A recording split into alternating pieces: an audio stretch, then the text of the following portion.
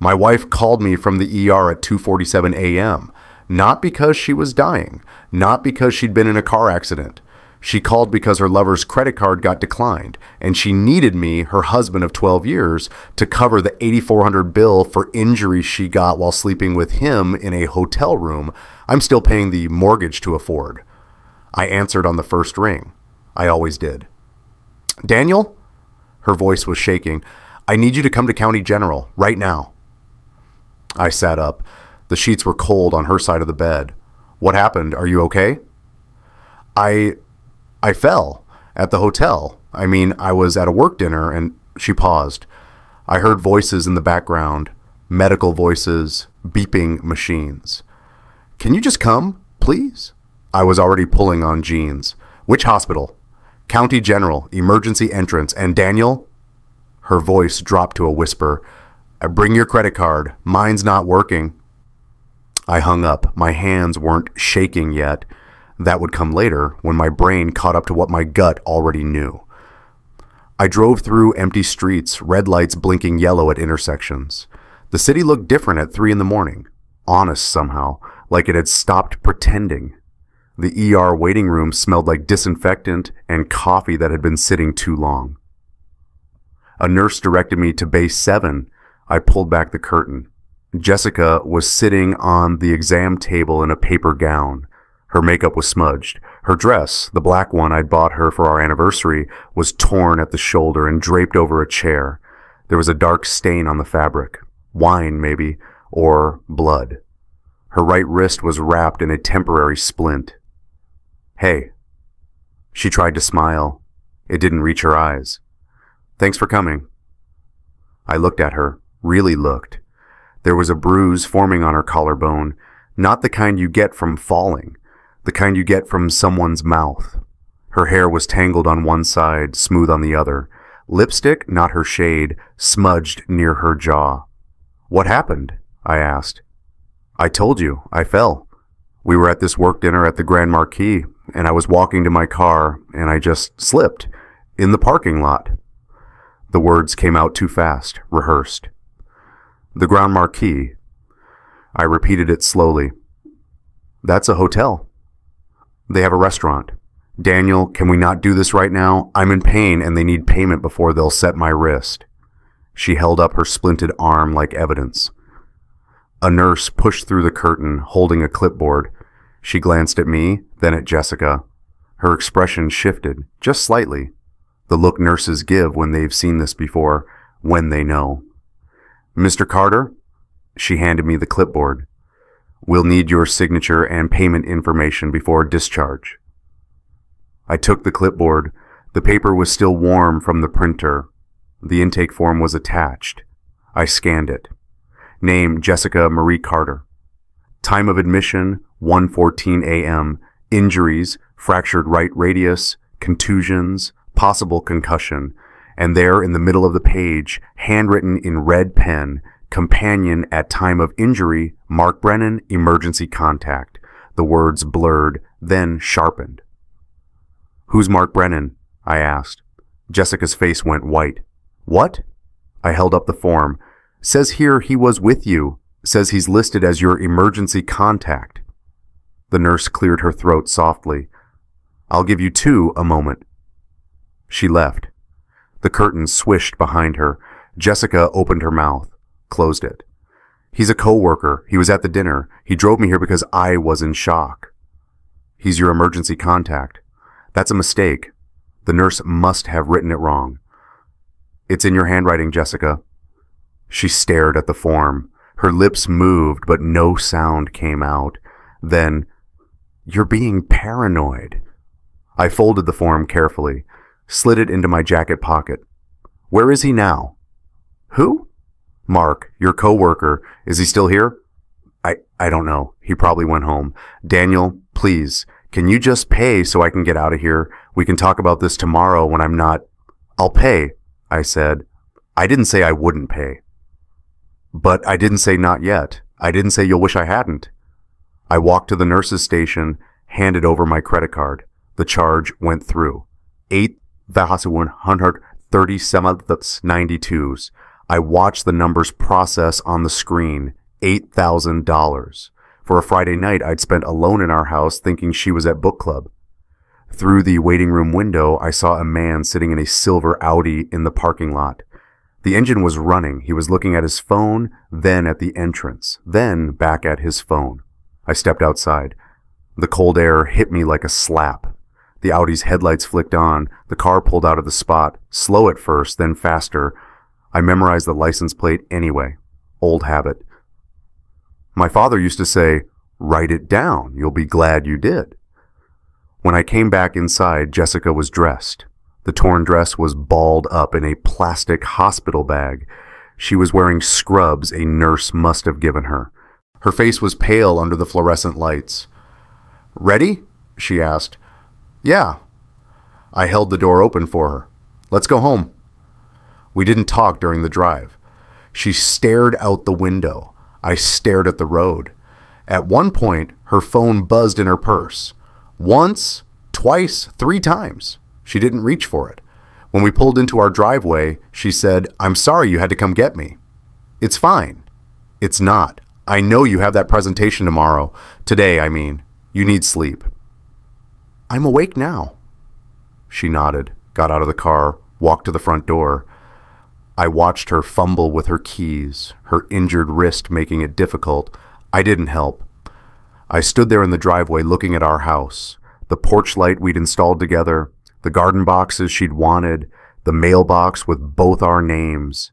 Everything looked the same, but I knew. I knew the way you know when you wake up and realize you've been dreaming. That sudden snap of clarity, the world rearranging itself into truth. If you've ever gotten a call in the middle of the night that changed everything, a call that split your life into before and after, just leave a comment that says, "I remember." You don't have to explain. We all know what that silence sounds like after you hang up. I didn't sleep. I sat at the kitchen table and opened my laptop. Jessica had gone straight to bed, taken 2 pain pills, closed the bedroom door. I could hear her through the ceiling, not crying, just silent. I pulled up our credit card statements, started scrolling. I'm a software engineer. I notice patterns. It's what I do. Find the anomaly in the code, the bug, the thing that doesn't belong. I found 7 charges to the Grand Marquis Hotel, all on Fridays, all between March and June, all for $287.50, the exact cost of a room for 4 hours. Our anniversary is a Friday in May. She charged the hotel twice that month. I sat back. The kitchen was dark except for my laptop screen. The refrigerator hummed. Somewhere down the street, a dog barked. My father lost everything to a business partner who falsified contracts, drained the accounts, disappeared. I was 14 when it happened. I watched my dad sit at a table just like this one, going through boxes of receipts he didn't have, statements he'd never kept, trying to prove something he knew was true but couldn't document. He told me, "Daniel, always have proof. Always. Don't trust memory. Don't trust promises. Have proof." So I keep records. I have a black binder in my office, 3-ring, 2 inches thick, labeled Important Docs 2023-2024. Inside, bank statements, tax returns, receipts for major purchases, all organized, all highlighted where it matters. I didn't know I'd been documenting my own marriage's death, but I had. Saturday morning, Jessica was still asleep, or pretending to be. I went to the garage. Her car was unlocked. I stood there for a moment, hand on the door handle, asking myself if this was the line. If this was where I became the kind of man who searches his wife's car. Then I opened it. Her gym bag was in the back seat. I unzipped it, sports bra, leggings, water bottle, and underneath, folded neatly in a Ziploc bag, receipts. 7 of them, thermal paper, the kind that fades if you leave it in your wallet too long. But these were crisp, fresh. She'd kept them, maybe as trophies. Maybe she wanted to get caught. Or maybe she just didn't care anymore. The Grand Marquis. All of them. Check in 7 p.m. Check out 11 p.m. Fridays. I spread them on the hood of her car. March 10th, March 24th, April 7th, April 21st, May 5th, May 19th, June 2nd. Not once, not twice. 7 times that I could prove. I took photos with my phone, put the receipts back exactly how I'd found them, zipped the bag, closed the car door, walked back inside. Jessica was in the kitchen making coffee with her left hand, her right wrist still in the splint. She looked up when I came in. "Morning," she said. "Morning. I thought we could talk about last night." "Okay."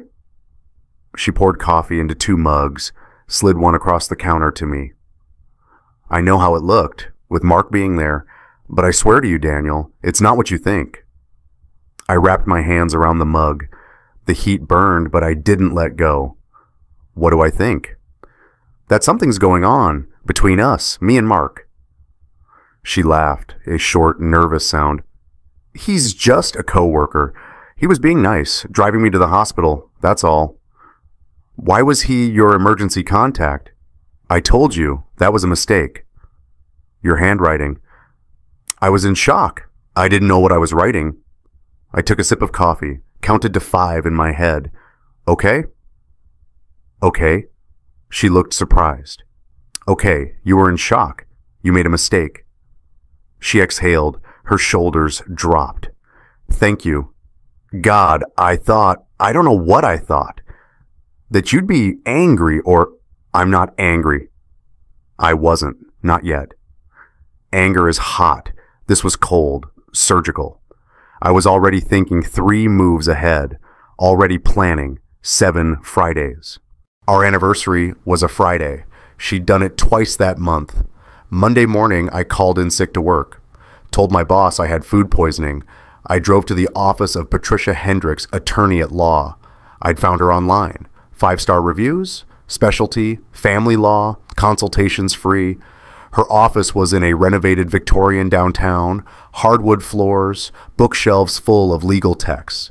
She was in her 50s, gray hair pulled back, reading glasses on a chain around her neck. "Mr. Carter." She shook my hand. "Please, sit." I sat, pulled out my phone. "I need to know if I have options." "Let's start at the beginning. Tell me what's happened." So I did. The ER call, the intake form, the receipts, the charges. Patricia didn't interrupt. She took notes on a yellow legal pad. When I finished, she leaned back in her chair. "Do you have a prenuptial agreement?" she asked. "Yes, we signed it before the wedding, 12 years ago." "Do you have a copy?" I pulled a folder from my bag. Inside, the original prenup. 23 pages. Jessica had claimed it was lost during our last move. I'd found it in my office binder, right where I'd filed it in 2013. Patricia flipped to page 7. Read silently. Then looked up at me. "Mr. Carter, are you aware that your prenuptial agreement contains an infidelity clause?" I vaguely remember. We joked about it at the time, said we'd never need it. She slid the document across the desk, pointed to clause 14 highlighted in yellow. "If either party engages in marital infidelity confirmed by documented evidence, the unfaithful party forfeits all claims to alimony, spousal support, and jointly acquired assets. The faithful party retains primary custody of any children, absent compelling evidence to the contrary." The words blurred, then sharpened. "So if I can prove..." "You keep everything." She walks away with what she brought into the marriage, minus legal fees. "And if you have children, you're in the driver's seat for custody." "We have children. Emma, 9. Lucas, 6. I hadn't told Patricia about them yet. Hadn't wanted to bring them into it, as if I could keep them separate, as if they weren't already in it. "I have 2 kids, I said quietly. Patricia's expression softened. "Then you need to think very carefully about your next steps. Document everything. Don't confront her. Don't tip your hand. If she knows you have this evidence, she'll destroy what she can and build her own case. You need to be strategic." "I don't want to destroy her. I just want justice. Honesty. I want the truth to matter." Patricia smiled. not unkindly. Mr. Carter, your wife is about to learn what a legally binding signature means. That night I made dinner. Spaghetti, Jessica's favorite. She came downstairs at 6:30, wrists still splinted, looking tired. Emma and Lucas were already at the table, arguing about whose turn it was to pick the movie later. "Smells good," Jessica said. She kissed the top of Emma's head, ruffled Lucas's hair, sat down across from me. We ate. Normal conversation. "How was school?" "Fine." "What did you do at recess?" "Played tag." Lucas spilled milk. Emma complained about her math homework. Jessica laughed at something Lucas said about his teacher's new haircut. I watched her. The woman I'd married. The woman who'd promised me forever in front of 200 people. Who'd held my hand in the delivery room twice. Who'd cried when my father died and made lasagna for the entire funeral reception. That woman was still here, sitting across from me, smiling at our children, and she was also the woman who'd been in a hotel room on our anniversary, who'd texted her lover while I was buying her flowers, who'd lied for 18 months. Both versions were true. That's what nobody tells you about betrayal. The person who hurt you doesn't disappear. They're still right there, still laughing at your son's jokes, still eating spaghetti you made. Jessica's phone buzzed on the counter. She glanced at it. Her face changed, just for a second. A flicker of something. Fear, anticipation, guilt. "I'll get it later," she said. I twirled pasta on my fork. "Everything okay?" "Yeah, just work stuff." Her phone buzzed again. The screen lit up. From where I was sitting, I could see the preview, Mark. "Did you tell him?" Emma was watching Jessica, not saying anything. Just watching with those careful 9-year-old eyes that see everything adults think they're hiding. "Mommy?" Emma said. "Why are you crying?" Jessica touched her face. Her fingers came away wet. "I'm not, honey. It's just my wrist hurts. I took medicine, but it's still sore." "Oh." Emma went back to her spaghetti, but she was still watching. They both were. Kids have radar for tension, for the things we don't say. I cleared my throat. "Jessica, what did Mark need to tell me?" The room went quiet. Even Lucas stopped chewing. Jessica's face went pale. "What?" "Your phone, the text, from Mark." "Did you tell him?" "Tell me what?" She stared at me, opened her mouth, closed it. That's not... "Tell me what, Jessica?" Her hands were shaking.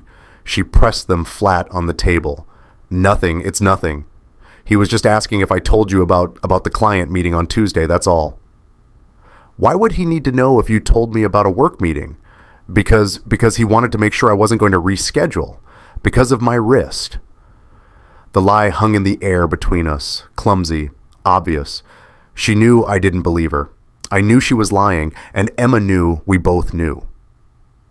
"Mommy's friend is very nice," Lucas said suddenly. "He brought us cookies last month." Jessica's eyes snapped to Lucas.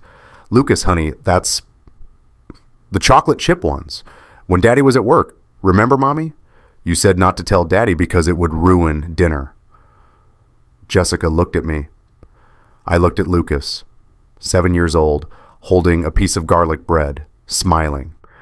"Here's where I need your honesty. If you were me in that moment, wife crying, kids watching, no proof yet visible to them, would you tell the kids the truth immediately or protect them from it until you had a plan? Comment, truth, or protect. There's no wrong answer, but I want to know what you would have done." I stood up, picked up my plate. "I'm going to clean up. Emma, Lucas, you guys pick the movie. I'll be there in a minute." Jessica didn't move, just sat there, staring at the table, at her phone, at the text still glowing on the screen. I said, "Tell me what, Jessica?" She went pale. I didn't sleep that night either. I lay next to Jessica in the dark, listening to her breathe. She'd taken another pain pill, knocked herself out. I stared at the ceiling and thought about Lucas saying, "Mommy's friend brought us cookies." At 6 a.m., I got up, made coffee, opened my laptop, started building a timeline. March 10th, first hotel receipt. Also the date Jessica told me she was starting a new project at work. Said she'd be late on Fridays. March 24th, second receipt. Lucas's birthday party. She'd left early, said she had a migraine. April 7th, third receipt. Emma's parent-teacher conference.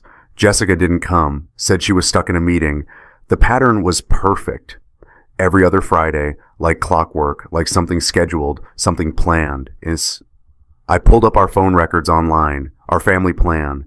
I could see every number she'd called or texted for the past 2 years. I scanned April, May, June. Nothing unusual, just me, her mom, her sister, a few work colleagues. But there should have been more. If she was having an affair, there should have been more, which meant she had another phone. Tuesday morning. Jessica went back to work, said her boss was understanding about the wrist. Said she could type one-handed, take calls. She kissed me goodbye like always, told me she'd be home by 6. I waited 30 minutes. Then I called Dr. Sarah Lynn's office. Dr. Lynn is Emma and Lucas's therapist. We'd started taking them 6 months ago. Emma had been having nightmares. Lucas was acting out at school, hitting other kids, refusing to share. The pediatrician recommended therapy. Jessica agreed immediately. Too immediately, I realize now. Dr. Carter? The receptionist sounded confused. Emma and Lucas's appointment is Thursday. I know, I'm actually calling about something else. Do you keep recordings of the sessions for records? We keep notes. Some therapists record with parental consent. Can I ask what this is about? I need to request copies of the notes and any recordings if they exist. A pause. I'll need to check with Dr. Lynn. Can you hold? I held, listened to instrumental jazz, watched the clock. 3 minutes, 5. Dr. Lynn picked up. Daniel, is everything okay? I need to request Emma and Lucas's therapy records, all of them, from the past 6 months. Another pause, longer this time. Daniel, I'm required to ask, is there a legal situation developing? Yes. Divorce? Likely. I see. Her voice changed, more formal, clinical. I can provide session notes within 3 business days. We do audio record sessions with parental consent. Both you and Jessica signed the consent form. However, I should tell you. Tell me what? The children have disclosed some information in session. Information that, as their parent, you have a legal right to know. But Daniel, what you're about to hear will be difficult. My chest tightened. How difficult? Sit down before you listen to it. Don't be driving. The files arrived Thursday via secure email. Encrypted, password protected. I waited until I was alone in my office, door locked, blinds closed. I opened the folder. 6 months of notes, 12 sessions, each summarized in clinical language. Patient presence with anxiety symptoms. Patient reports fear of abandonment. Patient draws family dynamics with notable exclusions. Then I opened the audio file labeled Session 11, May 30th. Dr. Lynn's voice. Emma, Lucas, thank you for being here today. How are you both feeling? Emma. Good. Lucas. I'm hungry. Dr. Lynn laughs. We have snacks in a few minutes. Lucas, last time you mentioned something that seemed to make you sad. About Mommy's friend. Do you want to talk about that? Silence. Then Lucas. Uncle Mark? Is that his name? Uncle Mark? Uh-huh. He's Mommy's friend from work. He comes over sometimes. When does he come over? When Daddy's at work.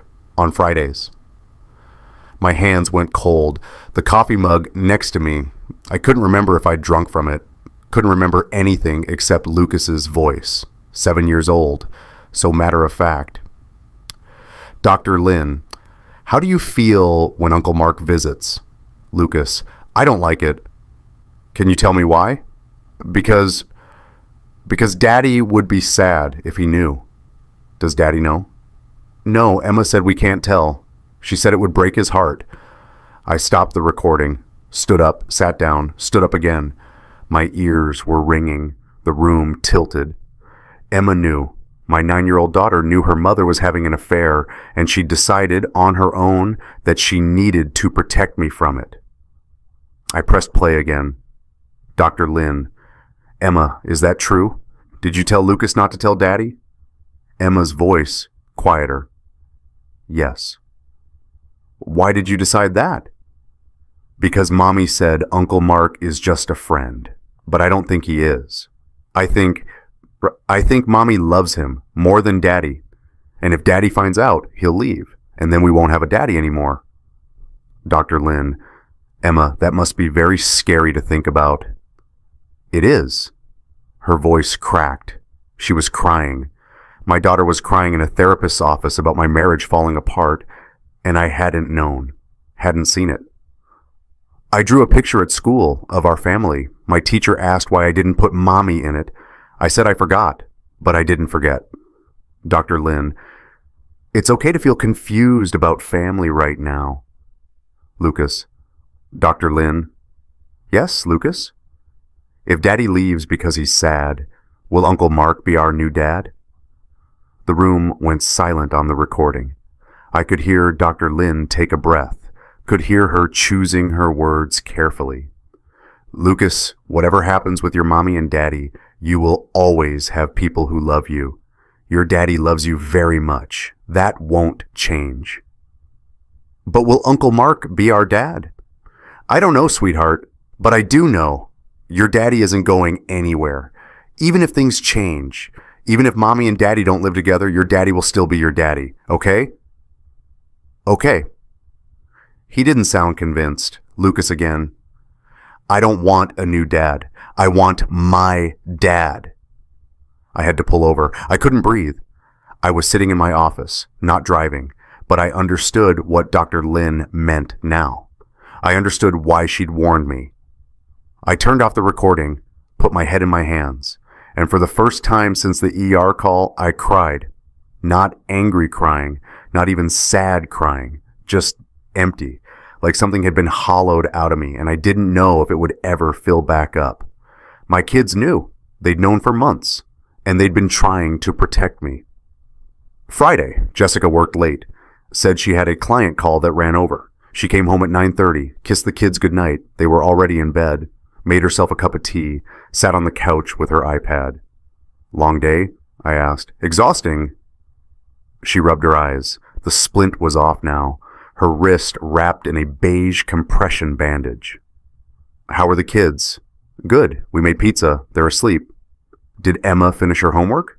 Yeah, I helped her with the math. Thank you. She smiled at me, tired, genuine. I don't know what I'd do without you. The words hung there. I almost laughed, almost told her, almost said, you're about to find out. Instead, I said, I'm going to take a shower. I'll be up in a bit. Okay. I didn't go upstairs. I went to the garage. Jessica's car was unlocked. I'd checked every day this week, and every day it had been locked. But tonight she'd forgotten. Or she'd been too tired. Or she'd gotten careless. I opened the passenger door, leaned in, checked the glove box, and there it was. An iPhone 12, no case. Screen cracked at the corner, wrapped in a Starbucks napkin like someone had tried to hide it quickly and hadn't thought about it again. I turned it on, no passcode. The screen lit up. 2,847 text messages, all to a contact saved as M. I scrolled to the beginning. March 2023, 18 months ago. The first text, can't stop thinking about today. M, me neither. When can I see you again? Jessica, Friday, same time? M, it's a date. The timestamp, March 10th, 2023, 10:34 p.m. I kept scrolling. April, May, June, every few days, sometimes multiple times a day. Flirting, planning, logistics, hotel rooms, excuses. Then I got to July 14th, 2023, our 11th anniversary. We'd gone to Lake Tahoe for the weekend. I'd surprised her with a charm bracelet from the hotel gift shop, a little silver heart. She'd cried when I gave it to her, said it was perfect. I found the text from that night. Jessica, photo attachment, the charm bracelet on her wrist. M, beautiful. He bought that for you? Jessica, guilt gift. He has no idea. M, poor bastard. Jessica, LOL, don't. I feel bad enough. M, not bad enough to stop. Jessica, no, not bad enough to stop. The timestamp, July 14th, 2023, 10:08 p.m. I'd given her the bracelet at 10 p.m. We'd made love that night. She'd whispered, I love you, while I was inside her. She'd texted him 8 minutes later. I sat in her car, phone in my hands, screen glowing, my chest tight, my vision blurring. The first text was from our anniversary trip. She'd been texting him while I was buying her flowers. The timestamp, 9:47 p.m. I gave her the bracelet at 10 p.m. She texted him a photo of it at 10:08 p.m. with the caption, guilt gift. He has no idea. I kept scrolling, found the saved photos, nudes, his, hers, together, videos. I didn't watch them, couldn't. But I took screenshots, saved them to a cloud drive Jessica didn't have access to, downloaded the entire message thread, 2,847 texts, 18 months of evidence. Then I wrapped the phone back in the napkin, put it back in the glove box, closed the car door, went inside. Jessica was asleep on the couch, iPad in her lap, tea cold on the side table. I stood there looking at her, trying to reconcile the woman sleeping in front of me with the woman who'd texted poor bastard about me to her lover. Both versions were real. Both existed at the same time. That's the thing about betrayal. It doesn't make sense. It's not supposed to. Saturday morning, I went to the bank, asked for a manager. His name was Robert, mid-40s, sympathetic eyes. I need to review our joint account activity, I said, for the past 18 months. Of course. Can I ask if there's a concern? There's a concern. He printed the statements, 6 months at a time, 3 stacks, thick. I spread them on the desk in his office, started highlighting. Yellow for hotels, pink for restaurants, blue for jewelry stores, green for cash withdrawals. The patterns emerged like constellations, unmistakable once you knew what to look for. $287.50s, the Grand Marquis, every other Friday, $450, Morton's Steakhouse, dates that match the text message timeline, 2,847 amounts, Tiffany & Co. bracelet, not the charm bracelet I'd bought her, a different one. I'd never seen her wear it, $12,000. Transferred from Emma's college savings account, 3 transfers, $4,000 each. Robert was quiet while I worked. Then he said, Mr. Carter, I'm required to ask, is there fraud on this account? Not fraud, I said, theft. By someone outside the family? By my wife. He cleared his throat. I see. Would you like to freeze the account? Can I do that without her consent? If there's suspected financial abuse or misappropriation of funds, yes, I'll need documentation for our records, but I can initiate a hold immediately. Do it. I kept adding up the numbers. Hotels, meals, gifts, cash withdrawals with no explanation, $34,000, gone. Just gone. She'd used our daughter's college fund to buy her lover gifts. That's when I stopped feeling guilty. Not her money, not our money. My overtime, my sacrifices, nights I'd stayed late fixing code, missing dinner with the kids, so we'd have enough to put away for their future. And she'd spend it on hotels and bracelets for a man whose last name I didn't even know yet. Robert handed me a form. Sign here. I'll flag the account. Any withdrawals over $500 will require in-person verification from both account holders. I signed, dated it, slid it back. Mr. Carter. Robert leaned forward. I've been doing this job for 20 years. I've seen this before. What you're going through, it's not uncommon. And if this goes to court, if you need testimony about these transactions, I'll provide it. Thank you. One more thing. He opened a drawer, pulled out a business card. My brother's a divorce attorney. He's not cheap, but he's good, and he doesn't lose. I took the card. Patricia Hendricks was already my lawyer, but it was good to know there were people on my side, strangers who saw the evidence and knew which side was right. The letter arrived on Tuesday, lavender envelope, my name handwritten in slanted cursive. Return address, Margaret Holloway, Jessica's mother. I opened it in my car. Didn't want Jessica to see. 3 pages. Lavender stationery with pressed flowers watermarked in the corners. Daniel, I'm sitting at my kitchen table, the same one where I taught Jessica to write thank you notes, where we talked about what it means to be a good person. I failed her. Or she failed the lessons. I don't know anymore. I need to tell you something. Jessica's sister called me last week. She was crying. She'd seen Jessica with a man, not you, at a restaurant downtown. She confronted Jessica. Jessica told her to mind her own business, told her it was complicated, told her she was happy for the first time in years. Daniel, I don't know how to say this, but I know. I know what she's doing, and I'm ashamed. What I do know, you are the son-in-law I prayed she'd find. You loved her when she was difficult. You stayed when others would have left. You gave my grandchildren a father who shows up. I should have said this years ago, but I was afraid of losing her. Now I'm more afraid of losing you and them. You deserve the children. Fight for them. I'll testify if you need me. I raised her better than this, but she chose worse. I'm ashamed, but I'm not ashamed of you. You stayed. That's what love does. Margaret. The paper smelled faintly of her perfume, the same one she'd worn at our wedding. Some sentences had been rewritten. You could see the eraser marks. She'd labored over this. I read it 3 times. Then I folded it carefully, put it back in the envelope, and I cried again. Not from sadness this time, from something else. Relief, maybe. Validation. The knowledge that I wasn't crazy. That someone else saw it too. That Jessica's own mother was on my side. Margaret's letter destroyed me, but in a way I needed. If you've ever had someone validate your pain when you thought you were going crazy, when you thought maybe you were the problem, leave a Purple Heart. That's it. Because sometimes we need to know we're not alone in being gaslit. The phone call came on Thursday. Unknown number. I almost didn't answer, but something made me pick up. Is this Daniel Carter? A woman's voice, strained, exhausted. Yes, who is this? My name is Rachel Brennan. I'm Mark's wife. I stopped walking. I was in the middle of the grocery store, frozen, people moving around me with carts. How did you get my number? I asked.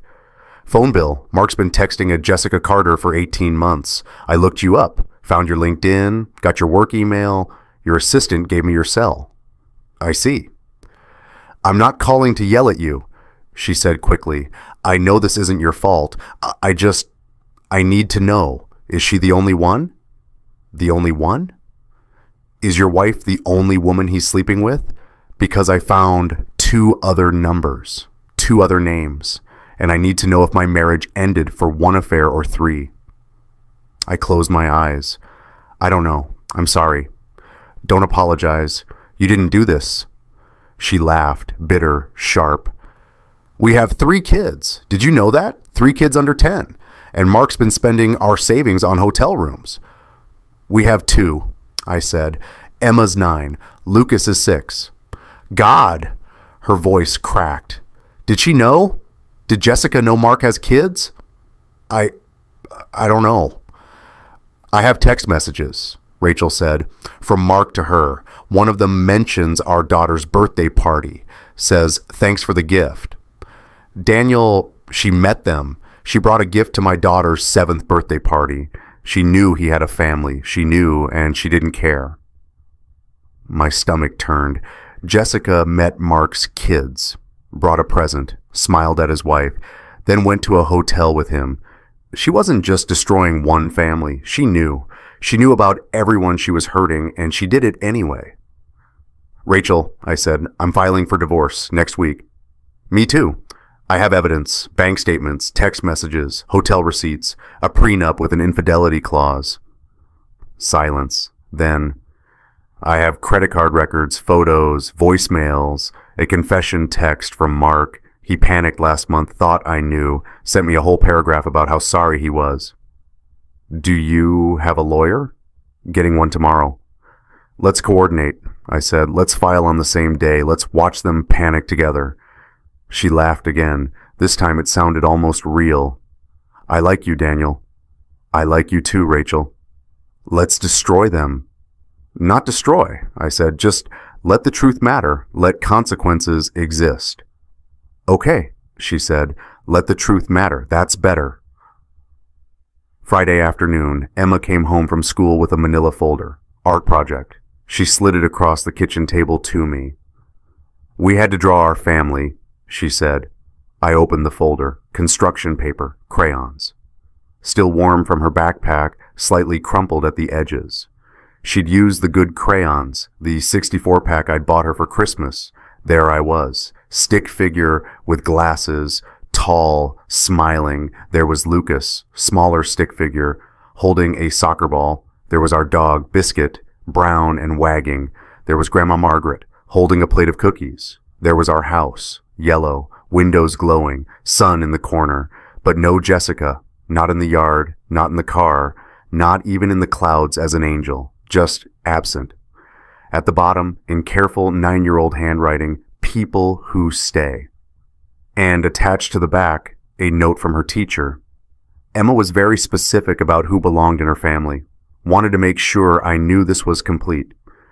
I stared at the drawing, at my daughter's version of family, at the people she'd chosen to include. Honey, I said carefully, you forgot Mommy. Emma looked at me with those wide, serious eyes. The same eyes she'd had since she was born. Old eyes, knowing eyes. No, Daddy, I didn't forget. I drew the people who stay. She was 9 years old, 9, and she understood loyalty better than her mother. I turned away so she wouldn't see me cry, but she hugged me anyway, her small arms around my waist, her head against my chest. It's okay to be sad, Daddy, she whispered. I am too. I held her, tried to keep my breathing steady, failed. I love you, Emma. I love you too. Are you and Mommy going to get divorced? I pulled back, looked at her. What makes you ask that? Because Mommy's different now. She's sad all the time, and you don't smile anymore. Not the real smile, just the pretend one. Yeah, I said. Yeah, we probably are. Okay. She nodded, matter of fact, like we'd just agreed on pizza for dinner. Can Lucas and I stay with you? Always. Okay. She picked up her drawing. Can we put this on the fridge? Absolutely. She used a magnet shaped like a strawberry, smoothed the corners, stepped back to admire it. Jessica came home 20 minutes later, walked into the kitchen, saw the drawing. She stopped, stared at it. Her face went pale. Emma made that at school, I said. Jessica didn't say anything, just looked at the stick figures, at the empty space where she should have been, at the words, people who stay. Then she turned and walked upstairs. I heard the bedroom door close, the lock click. She didn't say a word. Monday morning, I met Patricia at her office, brought everything, the binder, the phone screenshots, the bank statements, the therapy recordings, Margaret's letter, Rachel's contact information. Patricia spread it across her conference table, studied it like a general reviewing battle plans. This is airtight, she said. Mr. Carter, I've been practicing family law for 23 years. I've never seen a case this well documented by a client. Your father taught you well. He did. She pulled out a legal pad, started making notes. Here's what we're going to do. We file Wednesday. I'll have the papers drawn up by tomorrow night. 87 pages. Evidence appendix. Every receipt, every text, every bank transaction. The prenup as Exhibit A. 87 pages? Your wife has been stealing from you for 18 months. I'm going to make sure the judge sees every dollar, every lie, every Friday night. I nodded. What about the kids? Emma and Lucas will need to speak with a court-appointed child advocate, not in open court. They're too young. But their preferences matter, especially at Emma's age. If she tells the advocate she wants to live with you, and the advocate agrees it's in their best interest, you'll get primary custody. And if Jessica fights it? Patricia looked at me. Daniel, your wife used your children's college fund to pay for hotel rooms with her lover. She exposed them to her affair. She made them keep secrets that gave them nightmares. No judge is going to reward that. Trust me. Okay, One more thing. She leaned back. When we file, Jessica will panic. She'll likely try to drain accounts, hide assets, turn people against you. Don't engage, don't argue, don't defend yourself. Let the evidence speak. Can you do that? Yes. Good. She smiled. Your wife is about to learn what happens when the quiet ones stop being quiet. Wednesday, 10:47 a.m., a process server walked into Jessica's office at Hartwell and Associates, asked if she was Jessica Marie Carter, handed her a manila envelope, said, "You've been served." I wasn't there, but Rachel was, sitting in the parking lot, watching through binoculars. She texted me, "Server just went in. Mark's being served at the same time. Different office, same moment." My phone buzzed 30 seconds later. Jessica, calling. I didn't answer. She called again, 5 times in 2 minutes. Then a text. "What the fuck did you do then? Call me right now." Then, "You can't do this." Then, "I'm coming home. We need to talk." I texted back. Per my attorney's advice, all communication must go through her, Patricia Hendricks. Her number's on the filing. Jessica, "Daniel, please." Jessica, "This is insane, Jessica. I can explain everything." Jessica, "You're going to regret this." I put my phone on airplane mode, went to pick up Emma and Lucas from school early. Patricia had advised it. Get them somewhere safe, somewhere she can't make a scene. We went to Margaret's house. Margaret opened the door, looked at me, looked at the kids. "She got served?" "This morning." "Good." She ushered us inside. "Kids, I made cookies. Go wash your hands." Emma and Lucas ran to the kitchen. Margaret turned to me, hugged me hard. "You did the right thing." "Doesn't feel right." "It never does, but that doesn't mean it isn't." The preliminary hearing was set for 3 weeks later. Judge Karen Whitmore presiding, 58 years old, 20 years on the bench. Reputation for being fair but brutal. No patience for games. Jessica hired an attorney, Martin Kessler, expensive suit, slicked back hair, the kind of lawyer who smiles too much. We sat on opposite sides of the courtroom. Jessica wouldn't look at me, stared straight ahead. Her sister sat behind her, a few co-workers, no one from her family except her sister. Behind me, Margaret, Rachel Brennan, my brother, 2 friends from work, Patricia. The bailiff called the court to order. Judge Whitmore entered. We stood, sat. Case number 2024 FA 8834. Carter versus Carter. Dissolution of marriage. Judge Whitmore adjusted her glasses, looked at both attorneys. "I've reviewed the filings. Mr. Kessler, your client is asking the court to compel Mr. Carter to pay medical expenses incurred on October 27th of this year in the amount of $8,137.92. Is that correct?" Kessler stood.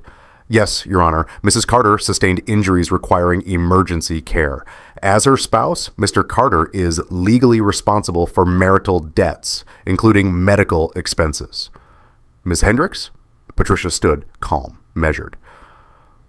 "Your Honor, the medical expenses in question were not incurred during normal marital activities. Mrs. Carter was engaged in an extramarital affair at the time of injury.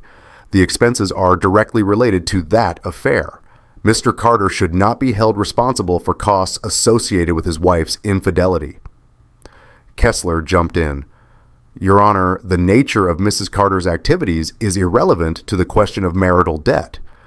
"I'll decide what's relevant, Mr. Kessler." Judge Whitmore flipped through the filing. "Ms. Hendricks, you've attached quite an appendix here, 87 pages. "Yes, Your Honor, the evidence is extensive." "I can see that." She turned to page 43, read silently. Her jaw tightened. "Mr. Kessler, are you aware that your client's medical emergency occurred at the Grand Marquis Hotel, room 412? Yes, Your Honor, but... And are you aware that Mr. Carter has provided 7 receipts showing Mrs. Carter rented rooms at that same hotel on 7 separate occasions between March and June of this year?" Kessler glanced at Jessica. She was pale. "Your Honor, my client's personal life is relevant when she asked her husband to pay for injuries sustained during an affair." Judge Whitmore removed her glasses. Mrs. Carter, were you or were you not engaged in an intimate encounter with someone other than your husband on the night of October 27th? Jessica stood slowly. Your Honor, Yes or no? It's complicated. Yes or no. Jessica's lawyer whispered something to her. She closed her eyes. Yes.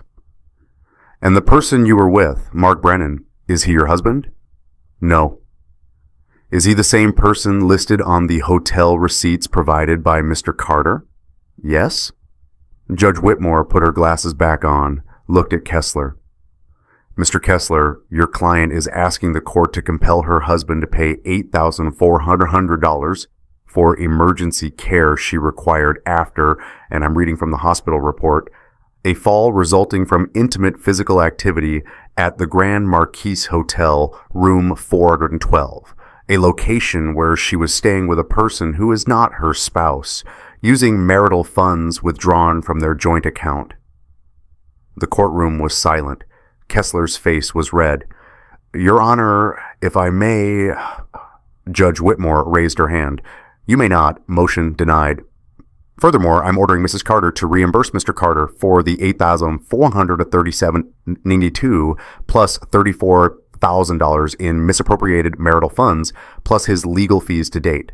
The prenuptial agreement submitted as Exhibit A is valid and enforceable. Infidelity clause is activated. Mrs. Carter forfeits all claims to alimony and spousal support. Jessica's face went white. Her lawyer tried to speak. The judge cut him off. We're not done. Ms. Hendricks, you've requested primary custody of the minor children, Emma and Lucas Carter. What's your basis? Patricia stood. Your Honor, Mrs. Carter exposed the children to her affair. She brought her paramour to the marital home. She made the children keep secrets that resulted in documented anxiety and trauma. Dr. Sarah Lynn, their therapist, has provided testimony. I'd also like to submit a drawing created by Emma Carter, age 9, as evidence of the children's emotional state. The bailiff handed Judge Whitmore a folder. Inside, Emma's drawing, People Who Stay. Judge Whitmore studied it. Her expression softened, just slightly. The child excluded her mother from this family portrait. Yes, Your Honor, of her own accord. The teacher's note is attached. I see it. She set the drawing down. Mr. Kessler, does your client contest custody? Kessler stood. Your Honor, Mrs. Carter loves her children deeply. She's asking for joint custody with equal parenting time. Based on what? Her commitment to their well-being, her stability, her honesty? Judge Whitmore's voice was sharp. I've read Dr. Lynn's report. Your client's 9-year-old daughter told her therapist she couldn't tell her father about the affair because, quote, it would break his heart. That's not a burden a child should carry. That's emotional abuse. Your Honor, with all due respect, I'm not finished. She picked up another document. There's also the matter of financial abuse. Mrs. Carter withdrew $12,000 from her daughter's college savings account. Money her husband had worked overtime to save. She used it to fund her affair. Mr. Kessler, tell me why I should trust your client with joint custody when she can't even be trusted with her children's education fund. Kessler had no answer. Judge Whitmore looked at Jessica. Mrs. Carter, do you have anything to say? Jessica stood. Her hands were shaking. Your Honor, I made mistakes, I know that. But I love my children. I would never. You made them keep secrets. You brought your lover into their home. You stole from their future. Those aren't mistakes, Mrs. Carter. Those are choices. Jessica's lawyer put a hand on her arm. She sat down. The judge turned to Patricia. Ms. Hendricks, I'm granting your client primary physical and legal custody of Emma and Lucas Carter. Mrs. Carter will have supervised visitation every other Sunday, 2 hours, pending completion of family therapy and a psychological evaluation. Behind me, I heard Margaret whisper, "Thank God." Furthermore, Judge Whitmore continued, I'm appointing a child advocate to meet with Emma and Lucas. I want to hear from them directly. Not in this courtroom. I won't put children through that. But their voices matter. If they express fear or discomfort regarding their mother, visitation will be reassessed. She closed the file. This court will reconvene in 30 days for final dissolution proceedings. Mrs. Carter, I strongly suggest you use that time to reflect on your priorities, because right now, the evidence suggests your priorities don't include your children. We're adjourned. The gavel struck. Sharp. Final. Jessica stood, walked out, didn't look at me, didn't look at anyone. Her lawyer followed, looking like he wanted to be anywhere else. Patricia turned to me. You okay? Yeah. My hands were shaking. Yeah, I think so. Daniel, you won. All of it. Custody, finances, everything. I know. Then why do you look like that? Because she's still their mother, and they're going to hurt because of this. Even if it's the right thing. Even if she deserves it, they're going to hurt. Patricia's expression softened. That's what makes you a good father. You care about their pain, even when it's not your fault. If you've been waiting for that moment, the moment someone who wronged you finally faced consequences and you just felt your shoulders drop with relief, leave justice. Because this isn't just my story. It's everyone's who ever had to fight for what was right. 2 weeks later, the child advocate visited. Her name was Susan Park, mid-40s, kind eyes. She met with Emma and Lucas at Margaret's house. Private, no parents present. Afterwards, she called me. Mr. Carter, I need to tell you something, and it's going to be hard to hear. Okay. Lucas made you something, a drawing, for the judge. He asked me to make sure she sees it. What is it? A house. He labeled it Safe House. There are stick figures, you, him, Emma. In the sky, he wrote, "Can we stay with Daddy? He makes us breakfast." My throat tightened. He wrote that? In his handwriting. Shaky letters, but clear. She paused. Mr. Carter, your children feel safe with you. They don't feel safe with her. Not anymore. Emma told me her mother makes her nervous. Said she's afraid her mom will bring Uncle Mark back if they stay with her. God. I'm recommending the judge's custody arrangement remain in place. Supervised visits only, with the option for Emma and Lucas to decline visits if they feel uncomfortable. They can say no. They're old enough to have a voice, and their voice is clear. They want to stay with you. The final hearing was 4 weeks later. Smaller courtroom, fewer people. Jessica showed up with her lawyer, signed the papers, didn't fight. Judge Whitmore reviewed Lucas's drawing. She held it for a long moment, then looked at Jessica.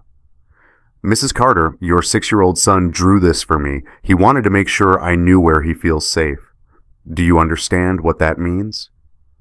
Jessica nodded, tears streaming down her face. Yes, Your Honor. Children shouldn't have to beg to feel safe. They shouldn't have to draw pictures to tell adults they're scared. You did that. You created that fear. I hope you spend the rest of your life trying to undo it. She signed the final decree. Custody to Daniel. Supervised visitation. Financial restitution. Divorce finalized. We're done here, Judge Whitmore said. Mr. Carter, good luck. Take care of those kids. I will, Your Honor. Jessica left. Her sister drove her. She didn't look back. 3 days after the final hearing, Rachel called. Daniel, you're not going to believe this. What happened? Mark tried to run. What? He withdrew $70,000 from our joint account, packed a bag, tried to drive to Canada. I froze the accounts 2 days before. He made it to the border. They turned him back. His own wife reported the car stolen. I laughed, couldn't help it. You reported your own car stolen. Technically his car, but titled in my name. The Border Patrol held him for 6 hours. By the time they let him go, I'd already filed a police report for the attempted theft. He's facing charges. Rachel, you're terrifying. I learned from the best. You documented everything. I just followed your lead. What happens now? He's staying with his brother. Our divorce finalizes next week. I get the house, the kids, everything. He gets his cowardice and a criminal record. Good. Daniel.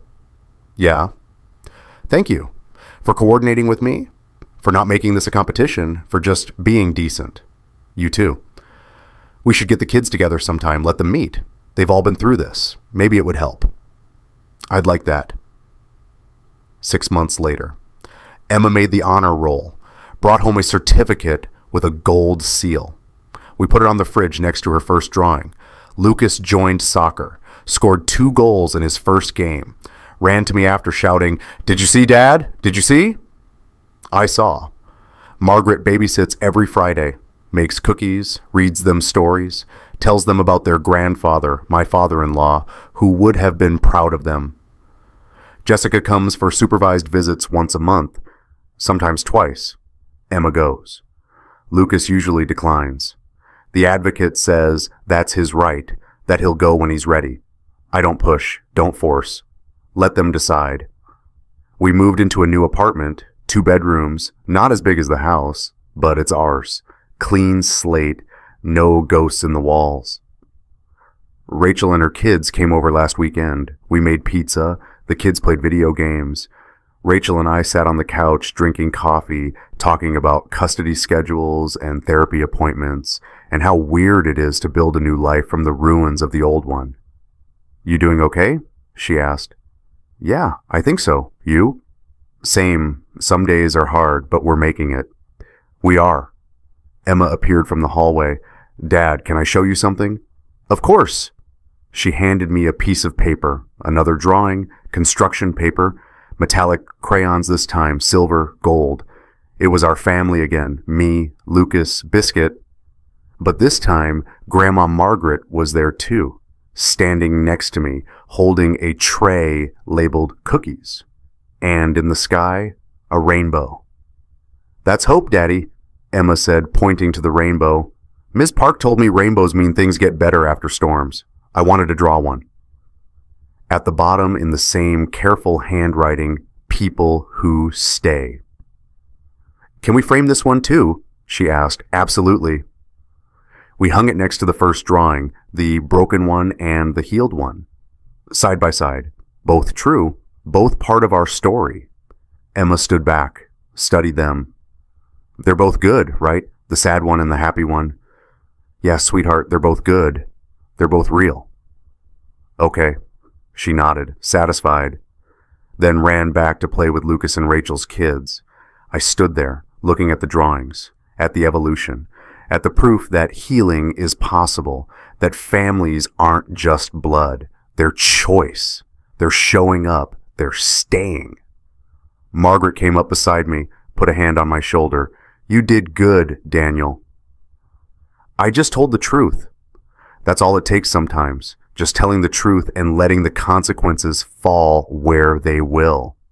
Emma taught me that family isn't who's related to you, it's who stays. So here's my question for you. Who's your Emma? Who's the person, blood relative or not, who stayed when they didn't have to? Tell me in the comments. I want to hear about the people who stay. Last week I was cleaning out a box of old paperwork.